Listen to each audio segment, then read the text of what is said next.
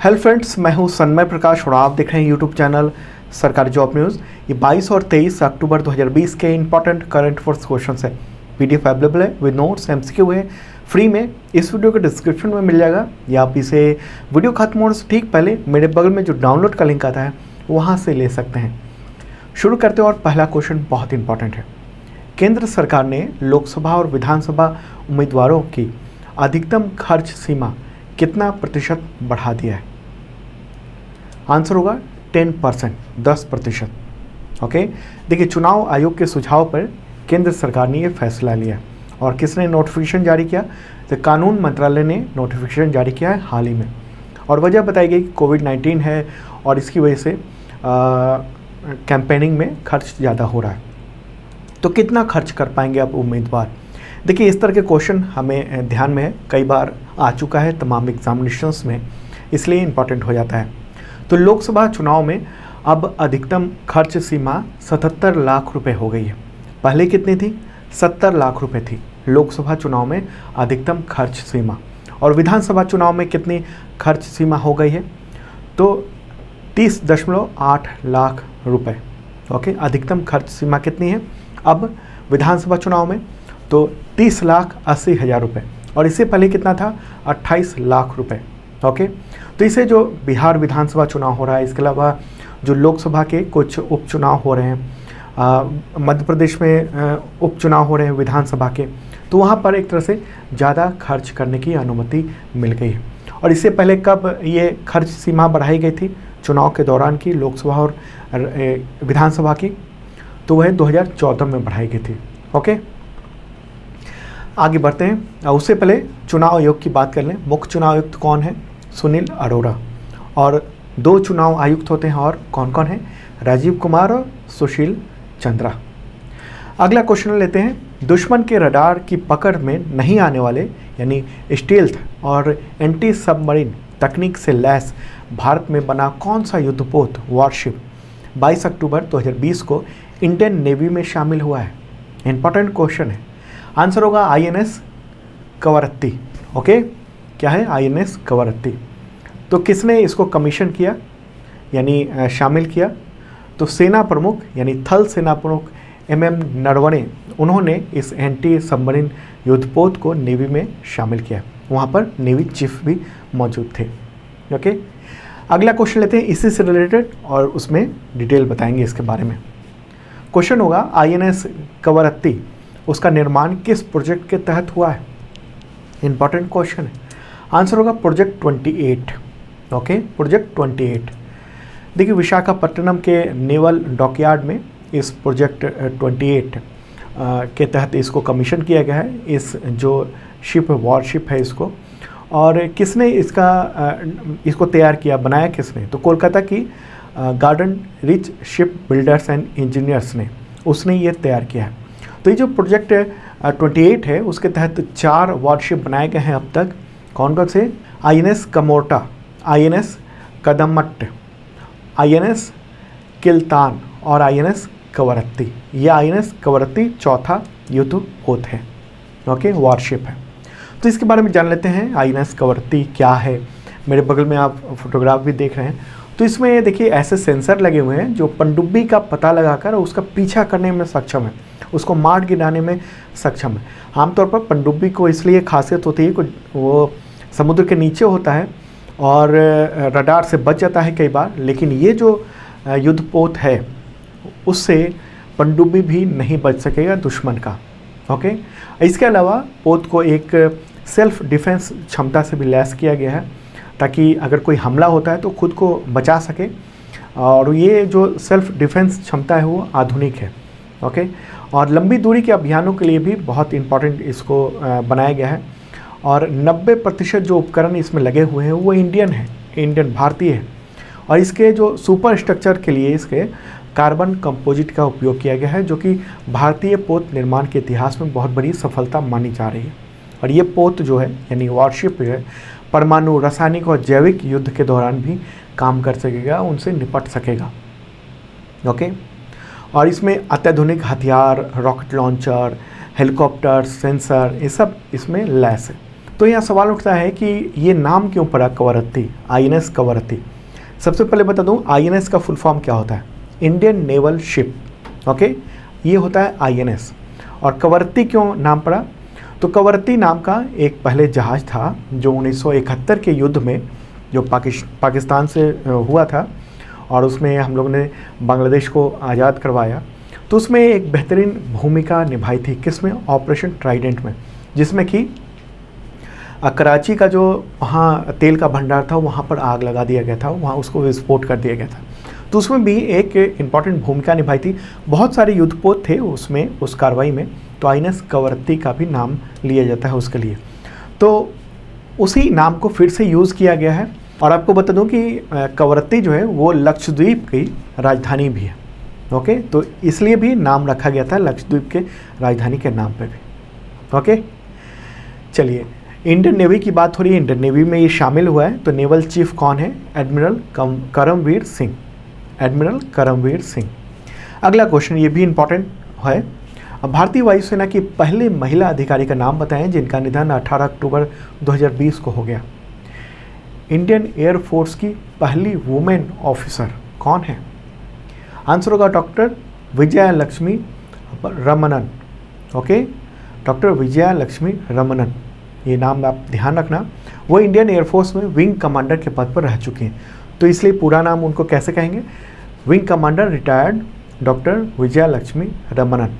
Okay, देखिए वो doctor थी वहाँ पर इंडियन एयरफोर्स में, MBBS करने के बाद 22 अगस्त 1955 को आर्मी मेडिकल कोर में शामिल हुई थी और फिर एयरफोर्स में वो काफ़ी अच्छे पद पर रहीं, विंग कमांडर बनी और विशिष्ट सेवा पदक भी उनको मिल चुका है।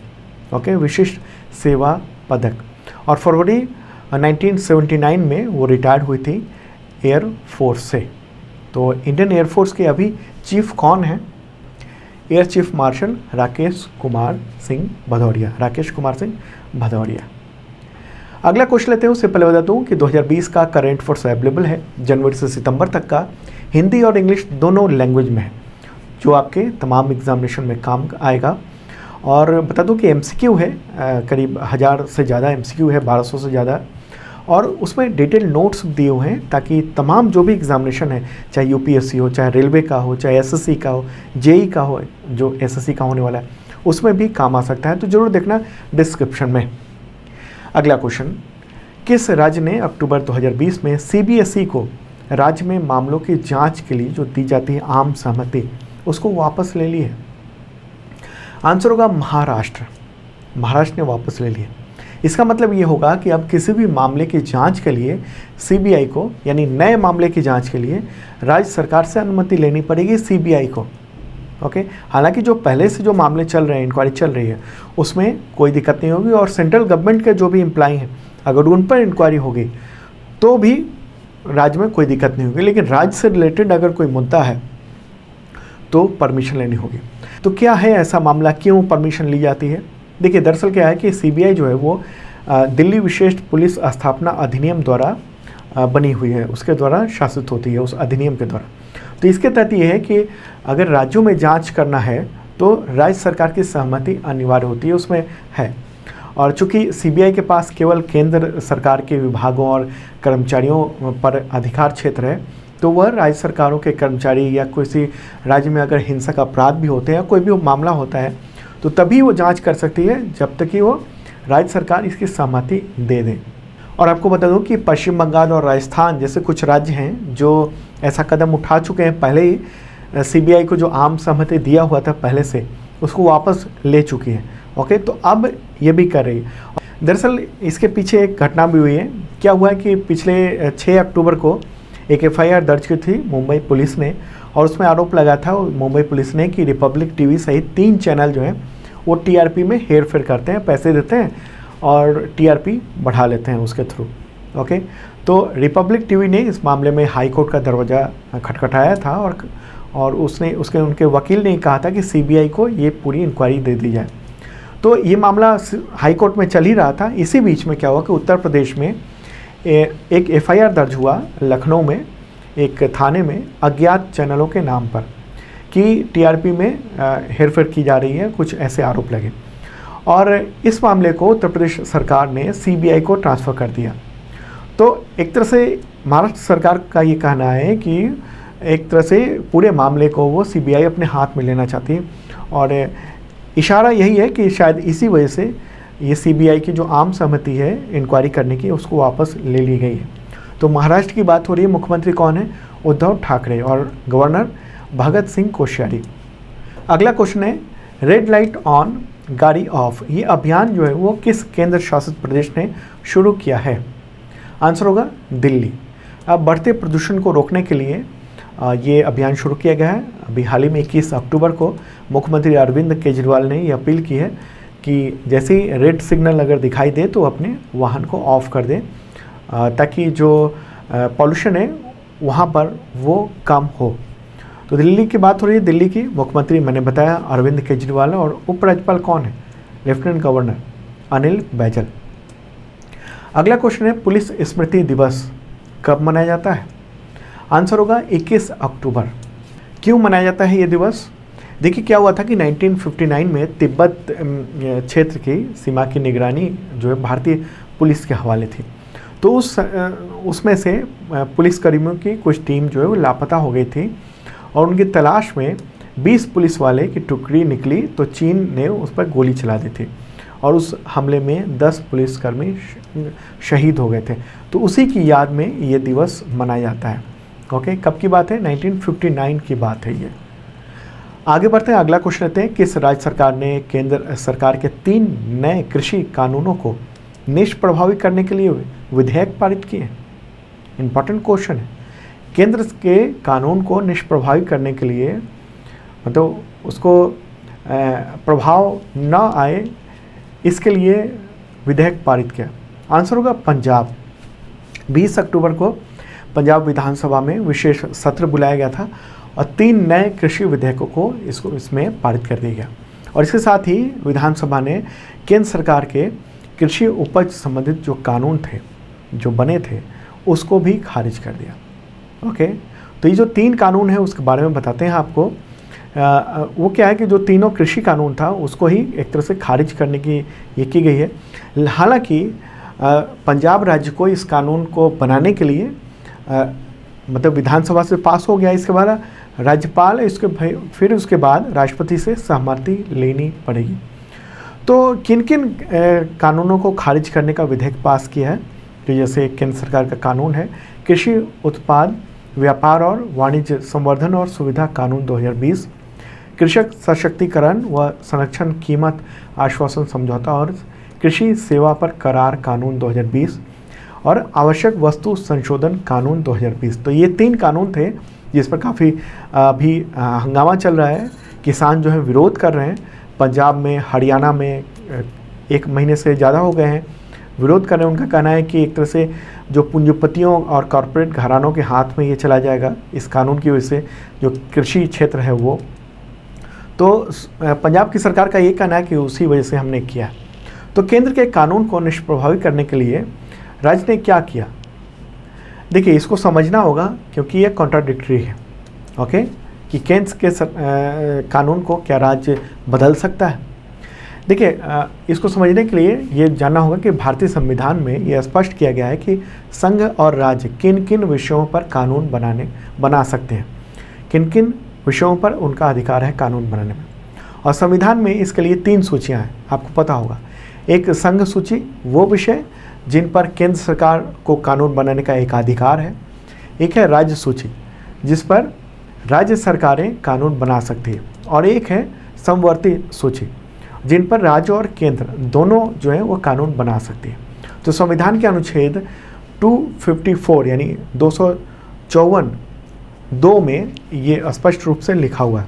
तो इसके तहत क्या है कि समवर्ती सूची में राज्य जो है विधानसभा में कानून बनाने के लिए विधेयक पास कर सकता है, लेकिन इस अनुच्छेद में एक शर्त भी है कि राज्य सरकारों को इस अधिनियम को पारित करने के लिए यानी कानून को बनाने के लिए यानी केंद्र सरकार के कानून को निष्प्रभावी करने के लिए अपने राज्य में राष्ट्रपति से स्वीकृति होनी चाहिए उसके लिए। ओके, और अगर राष्ट्रपति स्वीकृति दे देते हैं तभी वो केंद्रीय कानून सिर्फ उस राज्य में प्रभावी नहीं होगा। ओके, ऐसे में हर राज्य अपना अपना कानून बनाकर अगर राष्ट्रपति से स्वीकृत करवा लेता है तो वो कर सकता है। हालांकि जो प्रक्रिया होती है राष्ट्रपति से स्वीकृति लेने की तो वो वाया केंद्र सरकार जाती है। तो पंजाब में बिल्कुल नहीं होने वाला है। मुझे जैसा लगता है कि उसने जो विधेयक पास किया है वो केंद्र सरकार मंजूरी की दे और तब वहाँ राष्ट्रपति के पास भेजे मंजूरी के लिए, तो बीच में अटक जाएगा। ये भी पॉलिटिक्स एक तरह से देखने को मिल रही है। तो पंजाब के मुख्यमंत्री हैं कैप्टन अमरिंदर सिंह। ओके, तो उन्होंने विधानसभा में ये भी कहा है कि कृषि जो है वो राज्य का विषय है, लेकिन केंद्र सरकार ने इसको नज़रअंदाज किया है, ऐसा उनका कहना है। और पंजाब सरकार की ओर से विधानसभा में जो विधेयक पास किए गए हैं उसमें ये कहा गया है कि कृषि बाजार और ज़मीन जो है वो प्राथमिक तौर पर राज्य के विषय हैं, तो राज्य को इसमें कानून बनाने का अधिकार है। तो पंजाब विधानसभा ने 3 विधेयक पास किए। कौन कौन से हैं? कृषि उत्पादन, व्यापार और वाणिज्य संवर्धन विशेष प्रावधान और पंजाब संशोधन बिल 2020। इसके बाद है आवश्यक वस्तु विशेष प्रावधान और पंजाब संशोधन बिल 2020। और आखिरी है किसान सशक्तिकरण और संरक्षण समझौता मूल्य आश्वासन और कृषि सेवा विशेष प्रावधान और पंजाब संशोधन बिल 2020।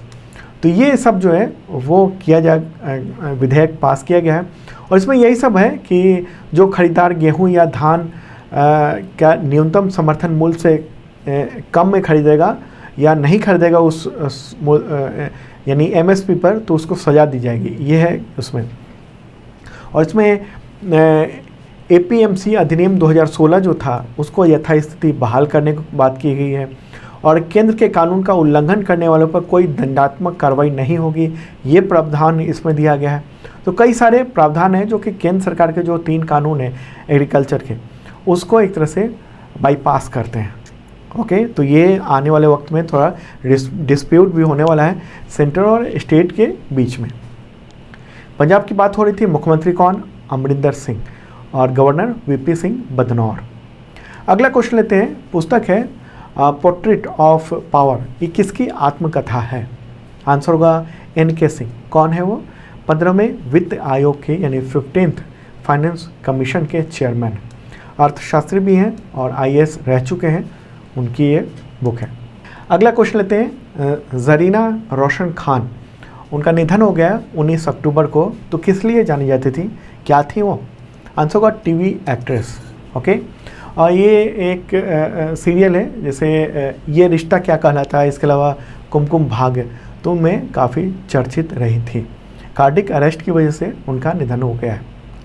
अगला क्वेश्चन है अंतर्राष्ट्रीय हकलाहट जागरूकता दिवस कब मनाया जाता है?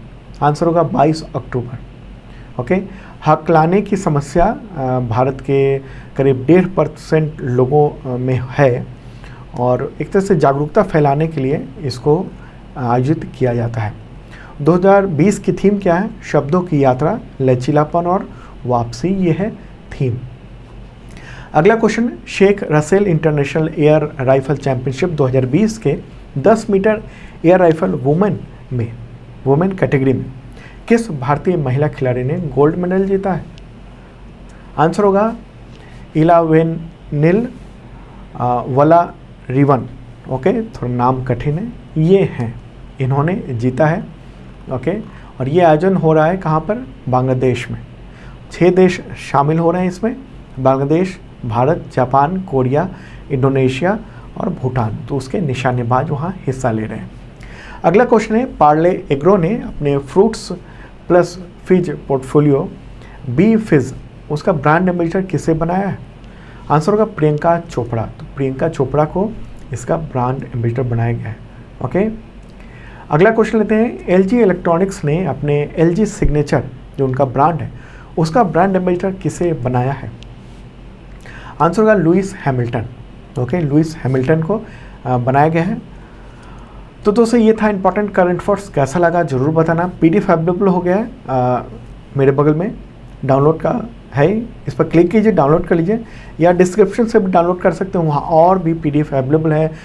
2020 का करंट अफेयर्स है वो भी देख सकते हो, 2019 का भी है। और जिन लोगों ने सब्सक्राइब नहीं किया ज़रूर करना, साथ में बेल आइकन दबाना मत भूलना।